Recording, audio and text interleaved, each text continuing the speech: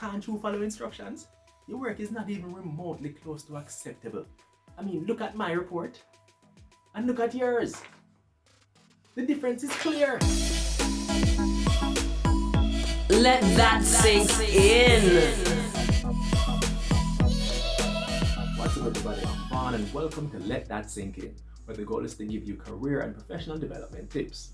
Now, in a previous video we did about attracting investors to your business, one of the things we mentioned is that any good business must have a good team in place to make sure its wheels turn effectively and efficiently.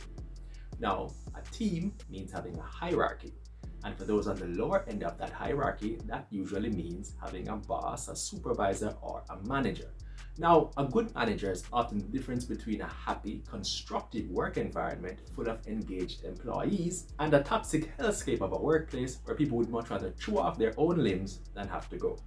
Today, we're going to talk about two types of difficult managers you're likely to run into in the world of work, and we're going to share some tips on how to help you manage those managers. First up, this is the kind of boss who doesn't just assign tasks, but goes into extreme detail about how those tasks are supposed to be executed. And any deviation from those specific details usually results in some kind of dressing down.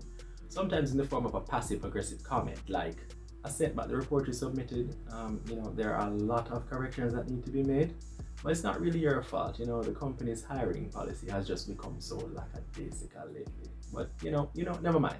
Just send it back to me as soon as you can, and see if we can get it done. Or a more aggressive comment like, can't you follow instructions? Your work is not even remotely close to acceptable. I mean, look at my report and look at yours. The difference is clear. Now, this one is kind of tricky because sometimes a micromanager can set very good examples for fellow employees to follow. This type of manager is usually very detail-oriented and goes through everything with a fine-tooth comb before they sign off on any given task. And if you borrow those attributes, then it can take you a very far way in your professional career. However, they also tend to have very high expectations of their employees, expectations which most likely only they can fulfill on a consistent basis. And when their expectations are not met, they usually take out their disappointment or frustration on their employees. Take that kind of abuse long enough and it will mess with your self-confidence and leave you asking God whether or not he'll still let you into heaven if you commit one very justifiable murder. Let that sink in. Tip number 1, make an honest assessment of yourself. Are your boss's criticisms justified? Are there any areas in which you could brush up on so you could become a better employee? If so, be willing to take your boss's feedback as constructive criticism and use it to your advantage. Tip number 2, take a step back, breathe, and repeat after me.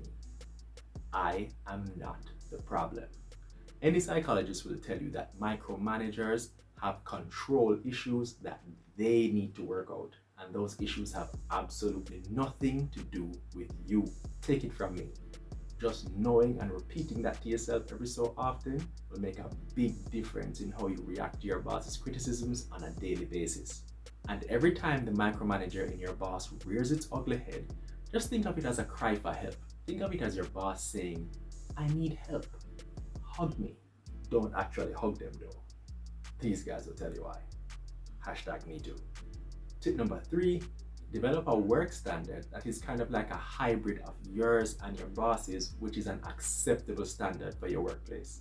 Since you know your boss is never going to be satisfied, strive to get your work to a level that will meet his or her minimum standards and just try to keep hitting that mark.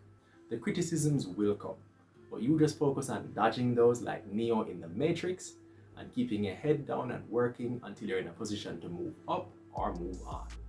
That is how you manage a micromanaging boss. Our next difficult manager is I don't need to explain who the dictator is because I'm pretty sure you already know the type. It's the person whose personal mantra is, we can do it my way, or we can do it my way. So let's just do it my way, okay? Good talk. They expect you to call them by titles like Supreme Leader or Enterprise Overlord, things like that. What? But that's what my employees call me. What do you mean that's not normal? Of course it's normal. Wow. You sure? Wow. The problem with the dictator is that he or she is operating according to a leadership model that has been proven to be outdated and ineffective. The dictator believes you work for them, not with them. And by virtue of being the boss, it's their responsibility to tell everybody what to do. That means he or she must authorize every action, no matter how small, must be consulted on all activities, and must be the person to make the final decision on everything. Consequently, your opinions are as valuable to the dictator as a fire extinguisher underwater, or an umbrella in a burning building. And to make sure their staff always follows their rules, dictators rely on threats, coercion, and all sorts of other untoward behavior.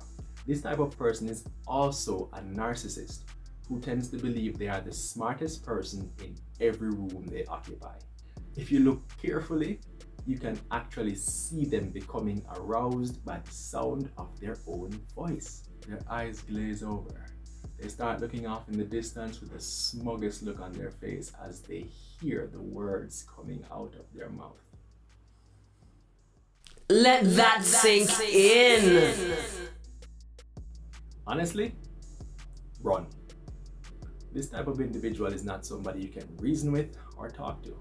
And your best bet is to just keep your head down and bide your time until you're in a position to move on. It's important though not to let the dictator turn you into their personal punching bag. If necessary, stand up for yourself. But try your best not to resort to the kind of language or behavior that the dictator uses. Remember, you might eventually need a reference from your company when you try to move on. And although God might agree, I don't think the police will agree with you that you had to commit that one very justifiable murder. Alright guys, that's the end of the video. Thanks so much for watching, and don't forget to like, share, comment, and subscribe. And of course, stay tuned to this channel so you can get more great content. Don't forget to hit that notification bell so you can see when new content drops. Alright, I'm Vaughn. See you next time.